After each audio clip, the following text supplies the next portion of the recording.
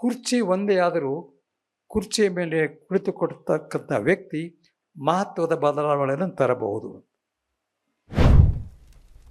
ಸಂತೋಷ್ ಹಾನಗಲ್ ಅವರು ಸ್ವಾಗತ ಮಾಡುವಾಗ ಬಹುಶಃ ಎಲ್ಲ ಪ್ರಮುಖರ ವಿಷಯಗಳನ್ನು ಹೇಳಿದ್ದಾರೆ. ಅವ್ರನ್ನ ಗೌರವದಿಂದ ಅವ್ರ ಹೆಸರು ಹೇಳಿದ್ದಾರೆ. ಒಂದು ಲಘುವಾಗಿ ಒಂದು ಮಾತಲ್ಲಿ ಹೇಳಬೇಕನ್ನಿಸ್ತಾ ಇದೆ. ಒಂದು ಸಾರಿ ಇದನ್ನು ಬೇರೆ ಕಡೆ ಕೂಡ ಹೇಳಿದ್ದೆ ನಾನು. ತಿರುಪತಿ ಬೆಟ್ಟ ಹತ್ತುವಾಗ ಒಂದು 7-8 ಜನ ದಂಪತಿಗಳು ಗೋವಿಂದ ಗೋವಿಂದ ಅಂತ ಹತ್ತಾರೆ ಬೆಟ್ಟ. ಆ ಕಾಲದಲ್ಲಿ ಒಬ್ಬ ಮಹಿಳೆ ಅನ್ನೋದಿಲ್ಲ, ಆಕೆಗೆ ಸಂಕೋಚ. ಆಕೆ ಈ ಕಾಲದಲ್ಲಿ ಆ ಪ್ರಶ್ನೆ ಬರೋದಿಲ್ಲ. ಆ ಕಾಲದಲ್ಲಿ ಗೋವಿಂದ ಗೋವಿಂದ ಅಂದರೆ ಆಕಿನ ಗಂಡನ ಹೆಸರು ಗೋವಿಂದ ಗೋವಿಂದ ಅನ್ನೋದು ಹೇಗೆ ಅಂತ. ಅದಕ್ಕೆ ಆಕೆಯನ್ನು ಬುದ್ಧಿವಂತ ಮಾಡಿ ಯಾಕೆ ಹೇಳಿದ್ದು, ಉಳಿದವರೆಲ್ಲ ಗೋವಿಂದ ಅಂದರೆ ನೀವು ಅಂದಂಗೆ ಅಂದಕ್ಕೆ. ಆದ್ದರಿಂದ ನಾನು ಸಂತೋಷ್ ಹಾನಗಲ್ ಅವರು ಎಲ್ಲ ಗೌರವಾನ್ವಿತರ ಹೆಸರುಗಳನ್ನ ಹೇಳಿದ್ದಾರೆ. ನೀವಂದಂಗೆ ನಾನು ಕೂಡ ಎಲ್ಲರನ್ನ ಗೌರವದಿಂದ ಹೆಸರು ಹೇಳಿದ್ದೀನಿ. ಆದ್ದರಿಂದ ಸಮಯದ ಉಳಿತಾಯ ಮಾಡೋಣ ಎಂಬ ದೃಷ್ಟಿಯಿಂದ ಈ ಮಾತನ್ನು ಹೇಳ್ತಾ ಇದ್ದೀನಿ. ಈ ಸಭಾಂಗಣದಲ್ಲಿ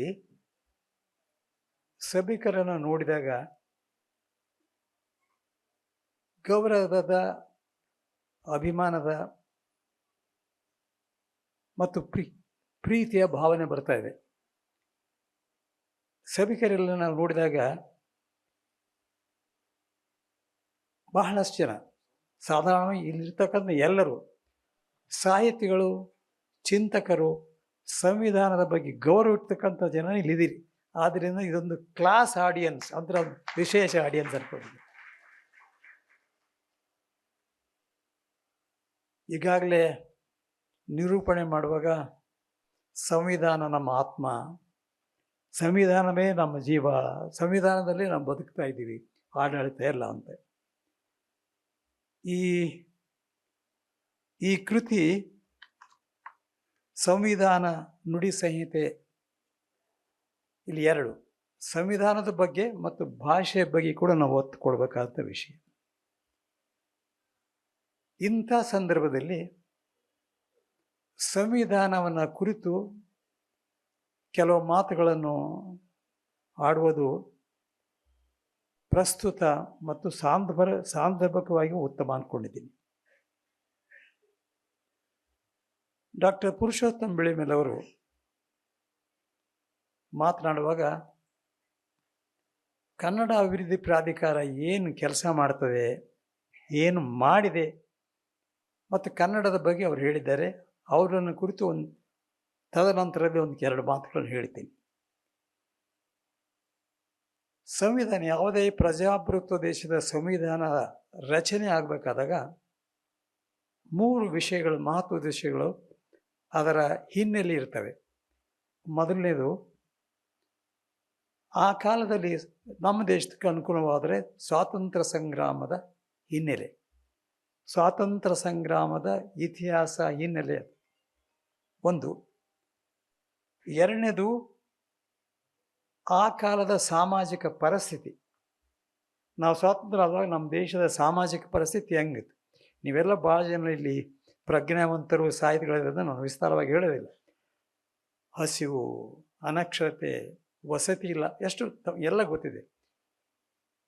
ಈ ಬ್ರಿಟಿಷರನ್ನ ನಮ್ಮ ದೇಶದಿಂದ ಸ್ವಾತಂತ್ರ್ಯ ಸಂಗ್ರಾಮಕ್ಕೆ ಬ್ರಿಟಿಷರನ್ನ ಹೊರಗಾಕದೇ ಅಷ್ಟೇ ಗುರಿಯಾಗಿರಲಿಲ್ಲ. ಸ್ವಾತಂತ್ರ್ಯ ಸಂಗ್ರಾಮದ ಗುರಿ ಅದಕ್ಕಿಂತ ದೊಡ್ಡದು. ಮೊದಲು ಬ್ರಿಟಿಷರು ಹೊರಗೋಗ್ಬೇಕು, ನಮ್ಮನ್ನೇ ನಾವೇ ಸಮರ್ಪಿಸ್ಕೊಳ್ಬೇಕು. ಅದಕ್ಕಿಂತ ದೊಡ್ಡದಾಗಿ ನಮ್ಮ ದೇಶದ ಪ್ರತಿಯೊಬ್ಬ ದೇಶವಾಸಿ ಅಥವಾ ನಾಗರಿಕ ಆತನ ಜೀವನ ಗೌರವದಿಂದ, ನೆಮ್ಮದಿಯಿಂದ, ಸಂತೋಷದಿಂದ ಇರಬೇಕು. ಆ ನಿಟ್ಟಿನಲ್ಲಿರ್ತಕ್ಕಂಥ ವಿಷಯನೂ ಅದಕ್ಕೆ ಒಂದು ಐತಿಹಾಸಿಕ ಹಿನ್ನೆಲೆ, ಎರಡನೇದು ಸಾಮಾಜಿಕ ಪರಿಸ್ಥಿತಿ, ಮೂರನೇದು ಜನರ ಆಶೋತ್ತರಗಳು. ಈ 3 ಸಂವಿಧಾನದ ರಚನೆಯಲ್ಲಿ, ಅದರ ಬ್ಯಾಕ್ಗ್ರೌಂಡ್ನಲ್ಲಿ ಇರ್ತವೆ. ನಮ್ಮ ದೇಶದ ಸಂವಿಧಾನ ಕೂಡ ಇವು 3 ನಾವು ಗಮನದಲ್ಲಿಟ್ಟುಕೊಂಡೇ ಸಂವಿಧಾನ ಆಗಿದೆ. ಈ ಸಂವಿಧಾನದ ಚರ್ಚೆ ಕಾನ್ಸ್ಟಿಟ್ಯೂಂಟ್ ಅಸೆಂಬ್ಲಿಯಲ್ಲಿ ಕೂಡ ಸಂವಿಧಾನದ ಪೂರ್ತಿ ಕರಡು ಅನುಮೋದನೆ ಆಗೋಷ್ಟಿಗೆ 2 ವರ್ಷ 11 ತಿಂಗಳು 18 ದಿನಗಳ ಕಾಲ ಇದ್ರ ಚರ್ಚೆ ಆಗಿದೆ. ಇದು ಆದಮೇಲೆ ನವಂಬರ್ 26, 1949 ಈ ಸಂವಿಧಾನವನ್ನು ನಾವು ಅಡಾಪ್ಟ್ ಮಾಡ್ಕೊಂಡ್ವಿ. ಆಮೇಲೆ ಅದನ್ನು 26 ಜನವರಿ 1950 ಅಳವಡಿಸಿಕೊಂಡು ನಾವು ಗಣರಾಜ್ಯ ಅದು ರಿಪಬ್ಲಿಕ್ ಅಂತ ಅದು. ಈ ಸಂವಿಧಾನದ ಘನತೆ, ಗೌರವ, ಉಪಯುಕ್ತತೆ ಇದನ್ನು ಭಾಳ ಗಂಭೀರವಾಗಿ ನಾವು ತಿಳ್ಕೊಂಡಾಗ, ಈ ನೋಡಿ, ಒಂದು ದೊಡ್ಡ ಸಭೆಯಲ್ಲಿ ಸಾವಿರಾರು ಜನ ಇರ್ಬೋದು. ಕಾರ್ಯಕ್ರಮಗಳು, ಅನೇಕ ಕಾರ್ಯಕ್ರಮಗಳು, ಮನೋರಂಜನಾ ಕಾರ್ಯಕ್ರಮ, ಚಲನಚಿತ್ರಗಳ ಕಾರ್ಯಕ್ರಮ, ರಾಜಕೀಯ ಕಾರ್ಯಕ್ರಮ, ಹಲವಾರು ಕ್ಷೇತ್ರದಲ್ಲಿ ಕಾರ್ಯಕ್ರಮಗಳು ಇರ್ತವೆ. ಇರಲಿ, ಸಂತೋಷ. ಆದರೆ ನನ್ನ ದೃಷ್ಟಿಯಲ್ಲಿ ಇವತ್ತಿನ ಈ ಕಾರ್ಯಕ್ರಮ ಅತ್ಯಂತ ಮಹತ್ವವಾದ ಕಾರ್ಯಕ್ರಮ. ಅದ್ರ ಜೊತೆಗೆ ನೀವೆಲ್ಲ ಬಂದಿದ್ದೀರಲ್ಲ, ನೀವೊಬ್ಬರು ಒಬ್ಬೊಬ್ಬರು ಇರ್ತಕ್ಕಂಥ ಸಭೆ ಇರ್ತಕ್ಕಂಥ ಒಬ್ಬರು ಸಾವಿರಾರು ಜನಕ್ಕೆ ಸಂವಿಧಾನದ ಬಗ್ಗೆ ನೀವು ತಿಳುವಳಿಕೆ ಮಾಡಿಕೊಟ್ಟು ಅರಿವು ಮಾಡಿಕೊಡ್ತಕ್ಕಂಥ ಶಕ್ತಿ ನಿಮ್ಮಲ್ಲಿದೆ. ಆದ್ದರಿಂದ ನಾನು ಅದೇ ಭಾಳ ದೊಡ್ಡ ಸಭೆ ಅಂತ ತಿಳ್ಕೊಂಡಿದ್ದೀನಿ. ಆ ಭಾವನೆಯಿಂದ ಮಾತಾಡ್ತಿದ್ದೀನಿ.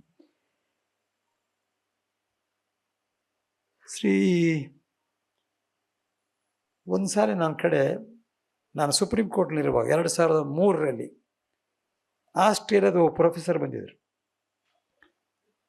ಅವರು ಕಾನ್ಸ್ಟಿಟ್ಯೂಷನ್ ಬಗ್ಗೆನೇ ಅವ್ರ ಎಕ್ಸ್ಪರ್ಟ್. ಅವ್ರು ಚರ್ಚೆ ಮಾಡುವಾಗ ನನ್ನ ಜೊತೆಗೆ ಮಾತಾಡೋರು ಹೇಳಿದ್ರು, ಏನು ನಿಮ್ಮ ದೇಶದಲ್ಲಿ ಇಷ್ಟು ದೊಡ್ಡ ದೇಶ, ಇಷ್ಟು ದೊಡ್ಡ ಪ್ರಾಂತಗಳು, ರಾಜ್ಯಗಳು, ಇಷ್ಟು ಸಂಖ್ಯೆಯಲ್ಲಿ ಭಾಷೆಗಳು, ಜಾತಿಗಳು, ಧರ್ಮಗಳು, ಭಿನ್ನ ಭಿನ್ನವಾದಂಥ ಸಂಸ್ಕೃತಿಗಳು ಇದ್ದರೂ ಕೂಡ ಇಷ್ಟು ದೊಡ್ಡ ದೇಶ, ಒಂದು ಪ್ರಜಾಪ್ರಭುತ್ವವಾಗಿ ನೀವು ಉಳಿದು ಬೆಳೆದು ಇನ್ನೂ ಬೆಳೀತಾ ಇದ್ದೀರಿ, ಅದು ಭಾಳ ಮಹಾನ್ ಕೆಲಸ ಅಂದರು. ಇದಕ್ಕೆ ನಾನು ಇಲ್ಲಿ ಯಾಕೆ ಹೇಳ್ತೀನಿ ಅಂದರೆ, ನಮ್ಮ ದೇಶದ ಜನರಿಗೆ ನಾನು ಅಭಿನಂದಿಸ್ತೀನಿ. ಕಾರಣ, ದೇಶದ ಅಖಂಡತೆ ಮತ್ತು ಐಕ್ಯತೆಯನ್ನು ಕಾಪಾಡಿಕೊಂಡು ಹೋಗಲು ಎಂಥದೇ ಪರಿಸ್ಥಿತಿಯಲ್ಲಿ ನಾವು ಈ ರೀತಿಯಾಗಿ ಉಳಿಸ್ಕೊಂಡಿದ್ದೀವಿ. ನೀವು ಸುಮ್ಮನೆ ನಮ್ಮ ಸುತ್ತಮುತ್ತ ನೋಡಿ, ಸಣ್ಣ ಸಣ್ಣ ದೇಶಗಳು, ಪಾಕಿಸ್ತಾನ ಆಗಿರ್ಬೋದು, ಬಾಂಗ್ಲಾದೇಶ ಆಗಿರ್ಬೋದು, ಶ್ರೀಲಂಕಾ ಆಗಿರ್ಬೋದು, ಎಲ್ಲ ಸಣ್ಣ ಸಣ್ಣ ದೇಶಗಳನ್ನು ನೋಡಿ. ಅಲ್ಲಿ ನಮ್ಮ ಜೊತೆಗೇನೆ ಸ್ವಲ್ಪ ಹೆಚ್ಚು ಕಮ್ಮಿ ಅದೇ ಕಾಲಕ್ಕೆ ಸ್ವಾತಂತ್ರ್ಯ ಪಡೆದರೂ ಕೂಡ ಪ್ರಜಾಪ್ರಭುತ್ವ ಮತ್ತು ಸ್ವಾತಂತ್ರ್ಯವನ್ನು ಅವ್ರ ಕಡೆ ಉಳಿಸ್ಕೊಳ್ಳೋಕೆ ಆಗಲಿಲ್ಲ. ಮಾರ್ಷಲ್ಲ, ಮಿಲಿಟರಿ ರೂಲ್, ಮತ್ತೇನು ಸಣ್ಣ ಸಣ್ಣ ದೇಶಗಳು. ನಾನು ಯಾಕೆ ಹೇಳ್ತೇನೆ, ಇಷ್ಟು ದೊಡ್ಡ ದೇಶ, ಜಗತ್ತಿನ ಅನೇಕ ಸಣ್ಣ ಸಣ್ಣ ದೇಶಗಳು ಕೂಡಿದ್ರೆ ಭಾರತ ಆಗ್ತದೆ. ಅದಕ್ಕೆ ನಾವು ಬರೇ ಭಾರತ ಅಲ್ಲ, ಇದು ಮಹಾನ್ ಭಾರತ. ಆದ್ದರಿಂದ ನಾವು ಇಷ್ಟು ಬೆಳೆಸ್ಕೊಂಡಿದ್ದೀವಲ್ಲ, ಆದ ಕಾರಣ ನಮ್ಮ ದೇಶದ ಜನರಿಗೆ ನಾನು ಅಭಿನಂದಿಸ್ತೀನಿ, ಅವ್ರಿಗೆ ಸಹಕಾರ ಎಂಥ ಪರಿಸ್ಥಿತಿಯಲ್ಲಿ ಕೂಡ.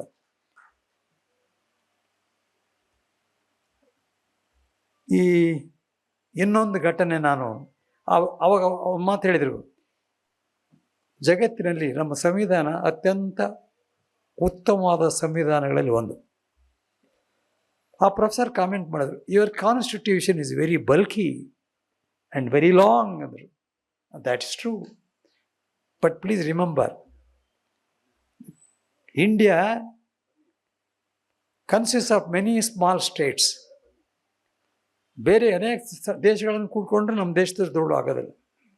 ಇಲ್ಲಿ ಭಾಷೆಗಳು, ಧರ್ಮಗಳು, ಸಂಸ್ಕೃತಿಗಳು ಬೇರೆ ಬೇರೆ ಎಲ್ಲ ವಿಷಯದಿಂದ ಎಲ್ಲ ಕಾಲಕ್ಕೂ ಎಲ್ಲರಿಗೂ ಸಮನಾದ, ಸರಿಯಾದ, ಅನುಕೂಲವಾದ ರೀತಿಯಲ್ಲಿ ಕಾನ್ಸ್ಟಿಟ್ಯೂಷನ್, ಸಂವಿಧಾನನ ರಚನೆ ಮಾಡಬೇಕಾದ್ರೆ ಈ ಎಲ್ಲವುಗಳನ್ನು ತೆಗೆದುಕೊಂಡು ಮಾಡಬೇಕಾದ್ರೆ, ಆದ್ದರಿಂದ ಕಾನ್ಸ್ಟಿಟ್ಯೂಷನ್ ಲಾಂಗ್ ಆಗಿದೆ ಅಂತ ನಾವು ಸೇರಿಸ್ಕೊಂಡಿವಿ.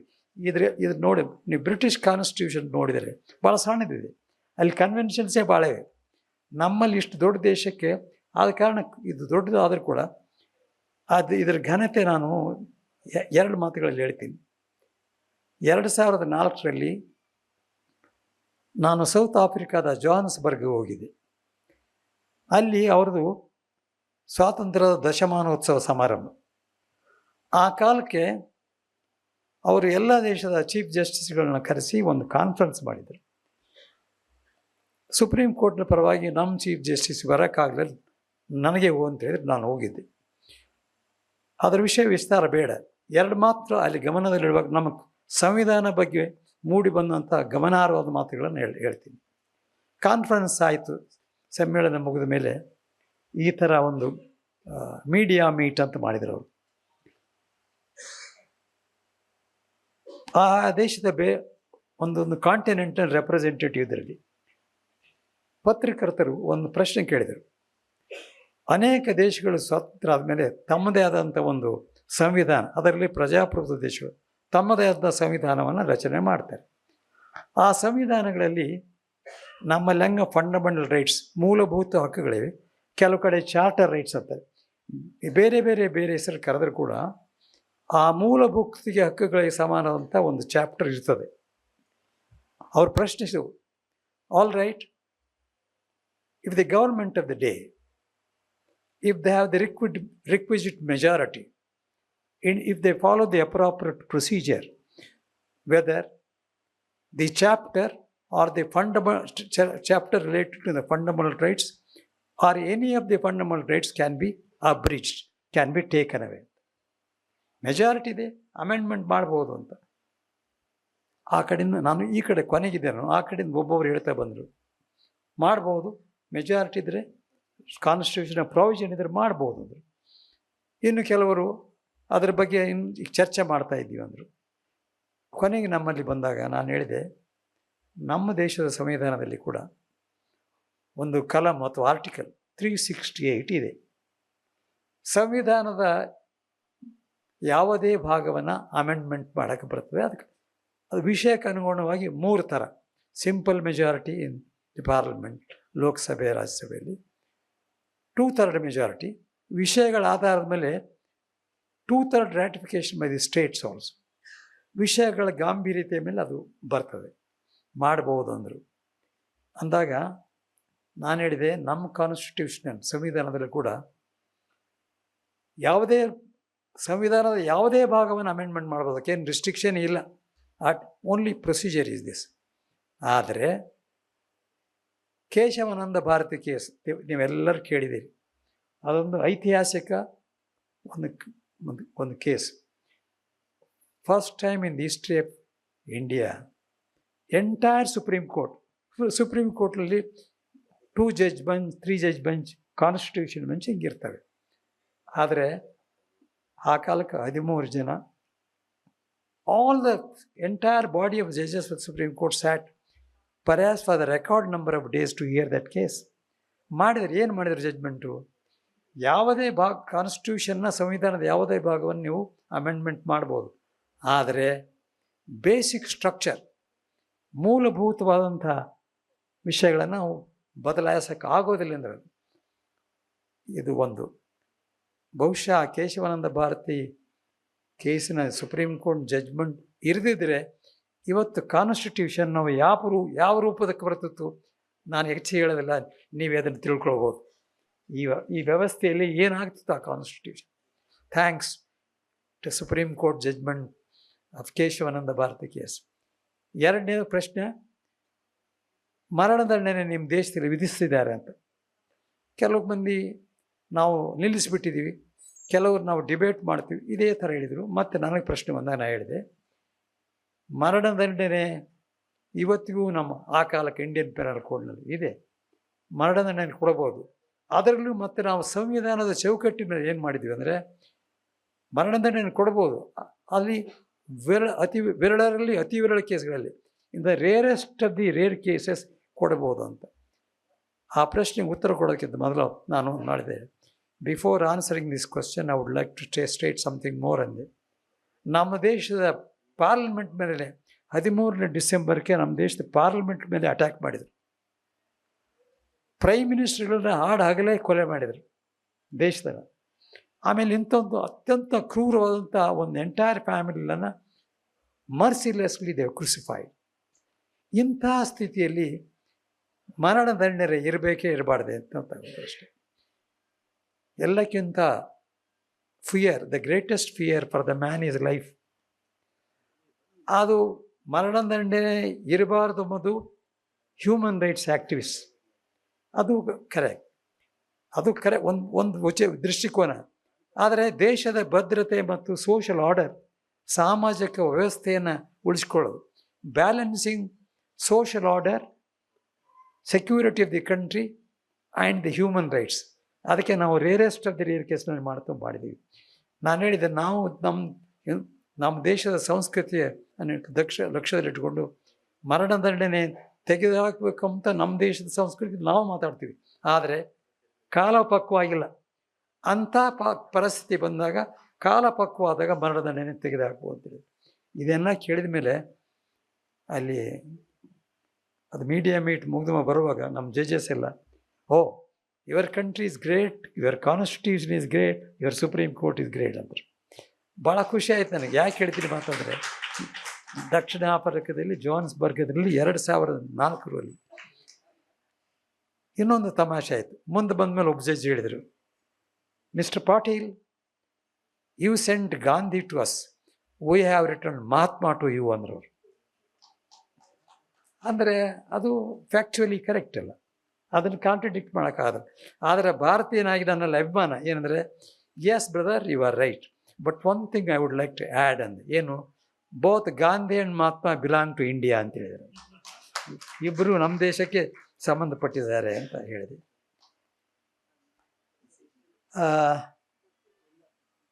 ಶ್ರೀಮಾನ್ ಡಾಕ್ಟರ್ ಪುರುಷೋತ್ತಮ ಬೆಳೆಯಮ್ಮನವ್ರನ್ನ ನಾನು ಅವ್ರನ್ನ ದೆಹಲಿ, ಅವರೇ ಹೇಳಿದಂತೆ ನಾನು ದೆಹಲಿಯ ದಿನಗಳಿಂದ ಅವ್ರನ್ನ ಪರಿಚಯ ಇದೆ.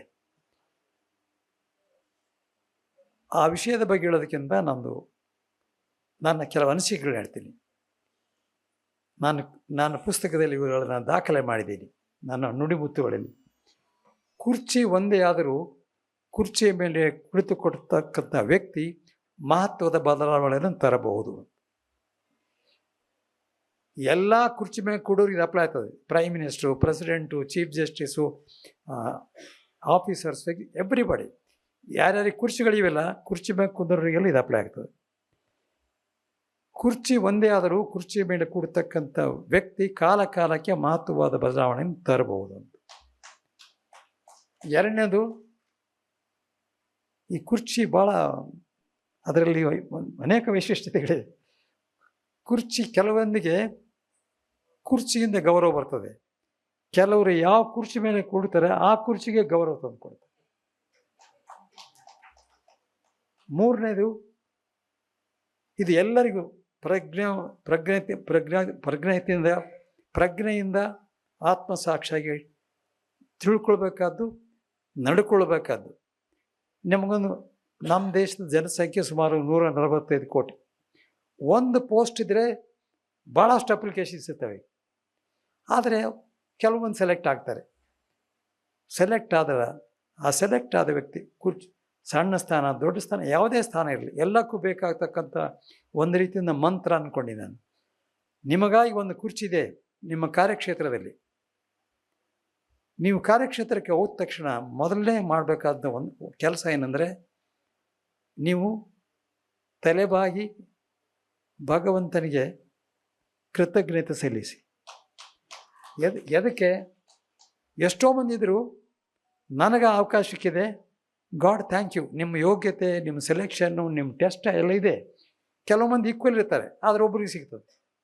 ಆದರೆ ಸಿಕ್ಕಂಥ ವ್ಯಕ್ತಿಗೆ ದೈವಿಕ ಕೃಪೆ, ಅದೃಷ್ಟ, ಆತನ ಯೋಗ್ಯತೆ ಎಲ್ಲ ಕೊಡ್ತಾ ಮಾತು ಬೇರೆ. ಆದರೆ ಮೊದಲು ಮಾಡಬೇಕಾದ ಒಂದು ಸ್ಟೆಪ್ ಅಂದರೆ, ನೀವು ಇದನ್ನೆಲ್ಲ ಫಿಸಿಕಲಿ ಮಾಡ್ಬೇಕಂತಿಲ್ಲ, ಮೆಂಟಲಿ. ಏನು?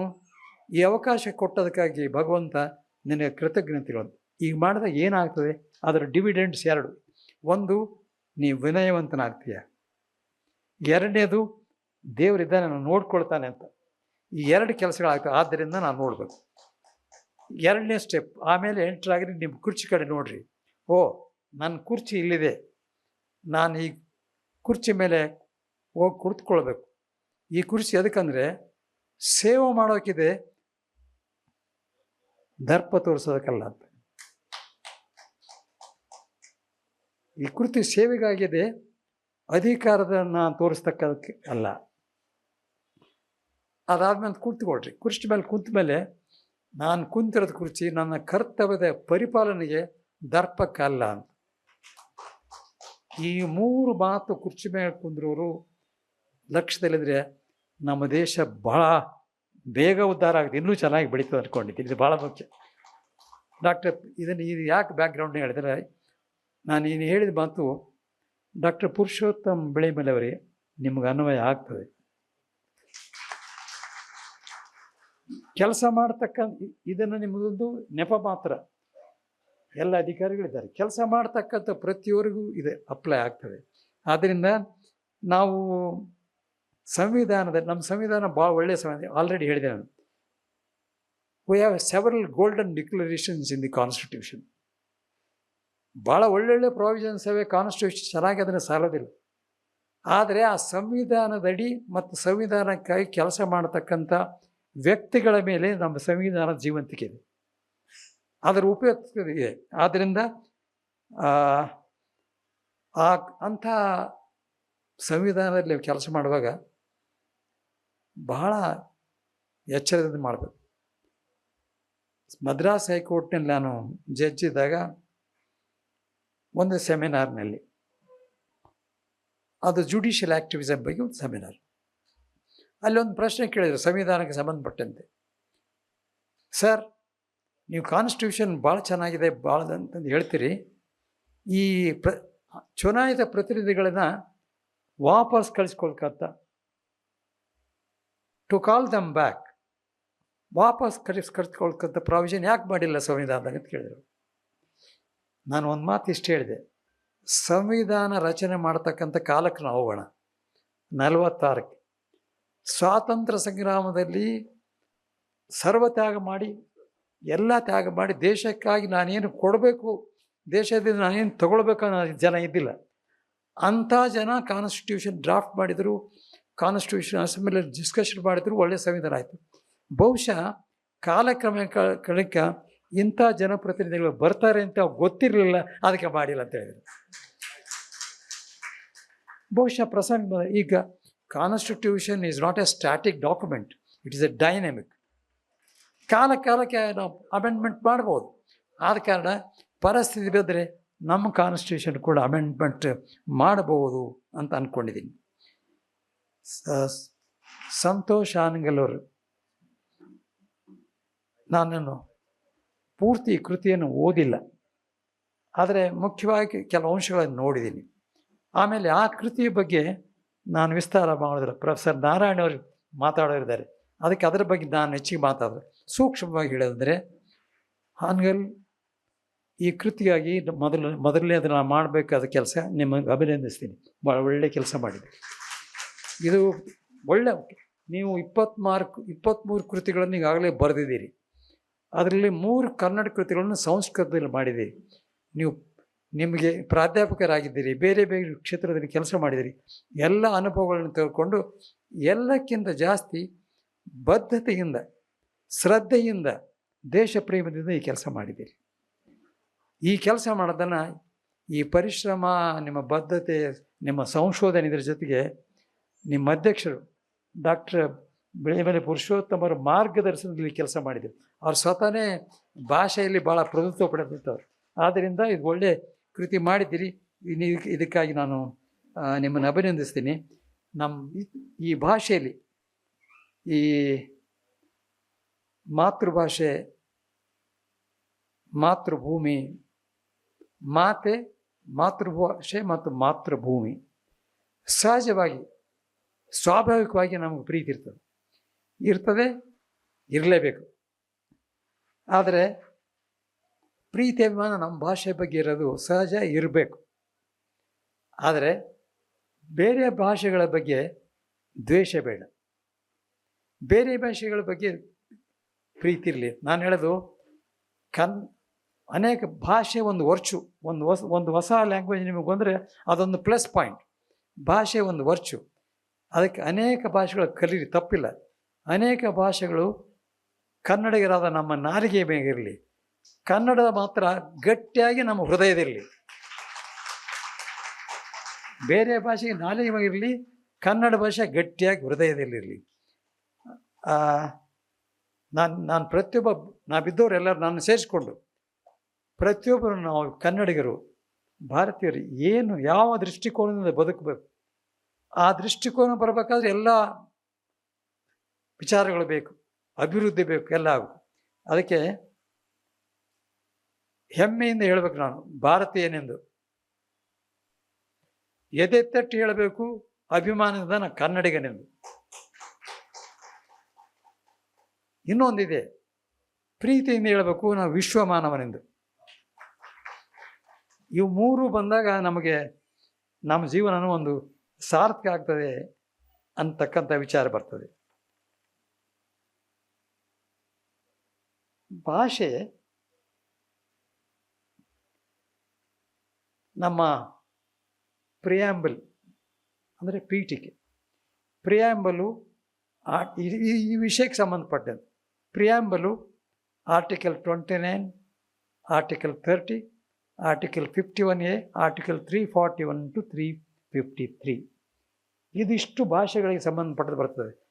ಆ ಕಾನ್ಸ್ಟಿಟ್ಯೂಷನಲ್ಲಿ ಏನಿದೆ, ಆಶಯ ನಮ್ಮದು ಸಾರ್ವಭೌಮ, ಸಾಮಾಜಿಕ, ಜಾತ್ಯತೀತ, ಪ್ರಜಾಪ್ರಭುತ್ವ ಗಣರಾಜ್ಯ ನಮ್ಮದು. ಇದೆದಕ್ಕೆ ನಾವು ಈಗ ಸಂವಿಧಾನ ನಾವು ಯಾರು ಕೊಟ್ಟಾರ? ನಮಗೆ ಸಂವಿಧಾನವನ್ನು ನಮಗೆ ನಾವೇ ಕೊಟ್ಕೊಂಡಿದ್ದೀವಿ, ನಮಗೆ ನಾವೇ ಸಮರ್ಪಣೆ ಮಾಡಿಕೊಂಡಿದ್ದೀವಿ. We the people of India. ಅದರಲ್ಲಿ ಏನು ಎದಕ್ಕೆ ಈ ಸಂವಿಧಾನ ಎದಕ್ಕಂತ ಮುಂದೆ ಪ್ರಿಯಾಂಬಲ್ ಹೇಳಿದ್ದೀವಿ. This constitution we have given to ourselves for what? For securing justice, for securing all the people, justice, liberty, equality and fraternity. ಇಲ್ಲಿ ಸಂಬಂಧಪಟ್ಟಂತೆ ಫ್ರೆಟರ್ನಿಟಿ, ಭ್ರಾತೃತ್ವ.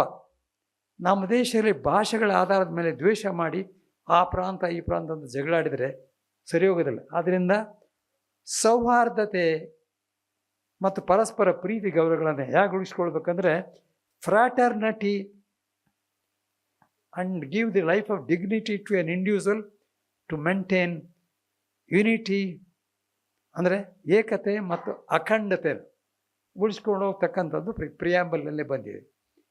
ಆಮೇಲೆ ಮುಂದಿನ ಆರ್ಟಿಕಲ್ನಲ್ಲಿ ಭಾಷೆಗಳ ಬಗ್ಗೆ ಇದ್ದಾರೆ, ರಾಷ್ಟ್ರ ಭಾಷೆಗಳ ಬಗ್ಗೆ ಹೇಳಿದ್ದಾರೆ, ಬೇರೆ ಬೇರೆ ಭಾಷೆಗಳ ಬಗ್ಗೆ ಹೇಳಿದ್ದಾರೆ.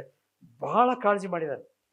ನನಗೆ hands off and I salute those who have drafted, who have discussed, who have given wonderful constitution to us. ಇಷ್ಟು ದಿವಸ ಆದರೂ ಕೂಡ ಇಂಥ ವೈವಿಧ್ಯದಲ್ಲಿ ಏಕತೆಯನ್ನು ಸಾಧಿಸಿ ನಾವು ಇನ್ನೂ ಸಂತೋಷವಾಗಿರ್ತಕ್ಕಂಥ ಪರಿಸ್ಥಿತಿ ಇದೆಯಲ್ಲ, ಅದಕ್ಕೂ ಕಾನ್ಸ್ಟಿಟ್ಯೂಷನ್ನ ಈ ಅಂಶಗಳೆಲ್ಲ ಅಡಕವಾಗಿದೆ. ಸಂವಿಧಾನ ಭಾಷೆ ಏನು ಅಂತಂದರೆ, ಭಾಷೆ ಜನರ ಸಂಸ್ಕೃತಿ, ಪರಂಪರೆ, ಇತಿಹಾಸ ಮತ್ತು ಗುರುತಿನ ಪ್ರತಿಬಿಂಬ. ಭಾಷೆ ಜನರ ಸಂಸ್ಕೃತಿ, ಪರಂಪರೆ, ಇತಿಹಾಸ ಮತ್ತು ಗುರುತಿನ ಪ್ರತಿಬಿಂಬ.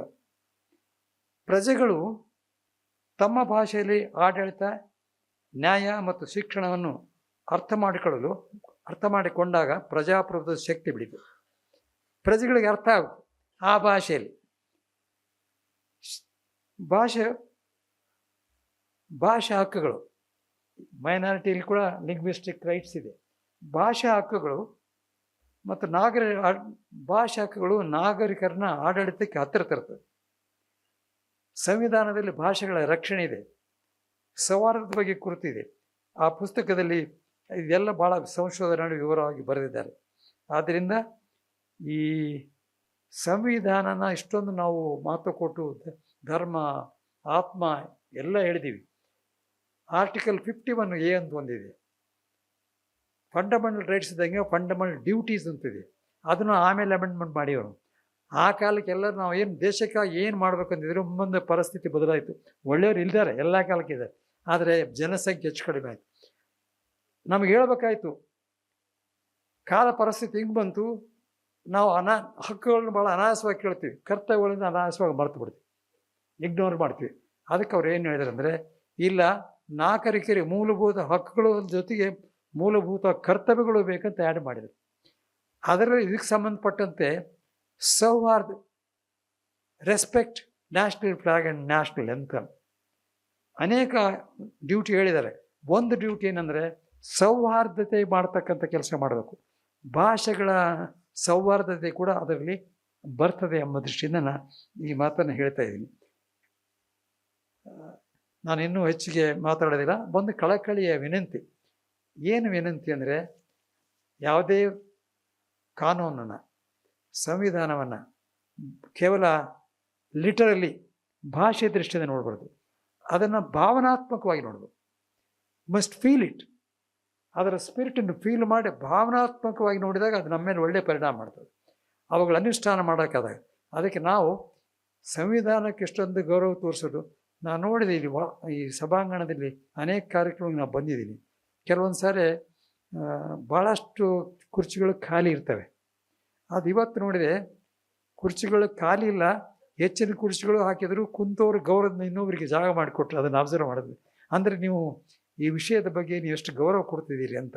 ಆಮೇಲೆ ನಾನು ಹೇಳ್ತಕ್ಕಂಥ ಈ ಮಾತುಗಳನ್ನು ನೀವು ಭಾಳ ಗಂಭೀರವಾಗಿ ಕೇಳಿದ್ದೀರಿ. ಆಮೇಲೆ ನೀವು ಇದನ್ನು ಭಾಳ ಕಡೆ ಮುಟ್ಟಿಸ್ತೀರಿ, ಪರಿವರ್ತನೆ ಮಾಡ್ತಕ್ಕಂಥ ನೀವು ಭಾಗವಹಿಸ್ತೀರಿ ಅಂತ ಹೇಳಿದ್ದೀನಿ. ಇಷ್ಟು ನೀವು ಸಮಾಧಾನದಿಂದ, ತಾಳ್ಮೆಯಿಂದ, ಗಂಭೀರವಾಗಿ, ಪರಿಣಾಮಕಾರಿಯಲ್ಲಿ ಕೇಳಿದಿರಲ್ಲ. ಅದಕ್ಕೆ ನಾನು ಭಾಳ ಕಡೆ ಅಂಥ ಆಡಿಯನ್ಸ್ ಇದ್ರೆ ಮಾತ್ರ ಹೇಳ್ತೀನಿ. ನಿಮಗೂ ಒಂದು ಪ್ರಶಸ್ತಿ ಕೊಡ್ಬೇಕು ಅಂದ್ಕೊಂಡಿದ್ದೀನಿ. ಒಂದು ಸರ್ಟಿಫಿಕೇಟ್ ಕೊಡೋಣ. ಈ ವಾರ ಕ್ವಾಲಿಟಿ ಆಡಿಯನ್ಸ್, ಅದು ಒಂದು ಸರ್ಟಿಫಿಕೇಟ್ ನಿಮಗೆ ಕೊಡ್ತೀನಿ. ನನಗೆ ಭಾಳ ಸಂತೋಷ ಆಗಿದೆ. ಆಮೇಲೆ ಇಬ್ಬರು ಅಧಿಕಾರಿಗಳಿದ್ದಾರೆ ನಮಗೆ. ಅದೇನೋ ಕೋಇನ್ಸಿಡೆನ್ಸ್, ಇಬ್ಬರು ಮಂಜುನಾಥ ಸ್ವಾಮಿಯವರ ಹೆಸರು ಇದೆ. ಆಮೇಲೆ ಅಧಿಕಾರಿಗಳು, ಸಂವಿಧಾನ ಇದೆ, ಚುನಾಯಿತ ಪ್ರತಿನಿಧಿಗಳಿದ್ದಾರೆ, ಮಂತ್ರಿಗಳಿದ್ದಾರೆ, ಹೇಳಿದ್ದಾರೆ. ನಾನು ಅವರವರ ಸ್ಥಾನದಲ್ಲಿ ಅವ್ರು ಕೆಲಸ ಮಾಡ್ತಾರೆ.